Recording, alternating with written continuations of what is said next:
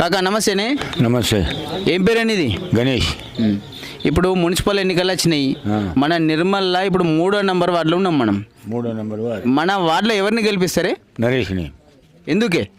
ఆయన మంచి పిల్లవాడు, అందుబాటే ఆయనకు గెలిపియాల.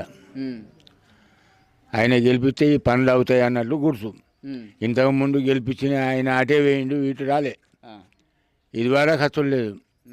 5 ఏళ్ళు రాయ కానీ ఇంకా ఇది వరకు ఖర్చులు లేదు. ఈ రోడ్లు ఎప్పుడు ఈ వాసన ఎప్పుడు పోతుంది, రోగాలు ఎప్పుడు తక్కువ అవుతాయి. దీన్ని అందుబాటు తీసుకునేటోళ్ళు ఎవరు లేరా? ఎందుకు ముందు మత్తు తిరిగిన, ఇదే తోట నర్సరీతో తిరిగినా, అందరితో తిరిగినా ఓలేం బాగుపడలే. ఉన్నది అన్నట్లే ఇంకా కూలగొట్టిపోతుండ్రు. మరి వాళ్ళు ఎట్లా బతకాలా? ఇల్లు లేదు, జాగా లేదు, వాడు ఎట్లా బతకాలా? రూపాయి పని లేదు. ఇల్లు కిరాయి అంటే 3,000 తక్కువ లేదు. 40 ఏండ్లా ఇక్కడ ఉండబట్టి, ఓట్లు వేయబట్టి.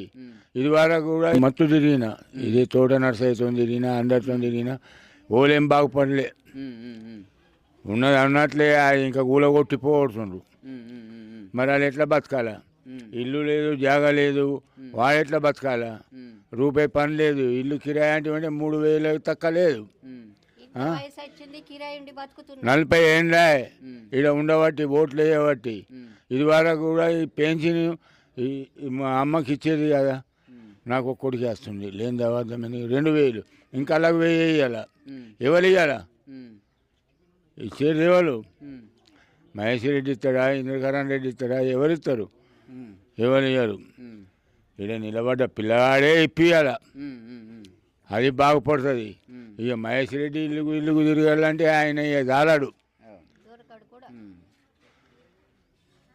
అదండి 3వ నంబర్ వార్డులో ముక్త కంఠంతో వినిపిస్తున్న ఒకే ఒక పేరు శ్రీ రామోజు నరేష్.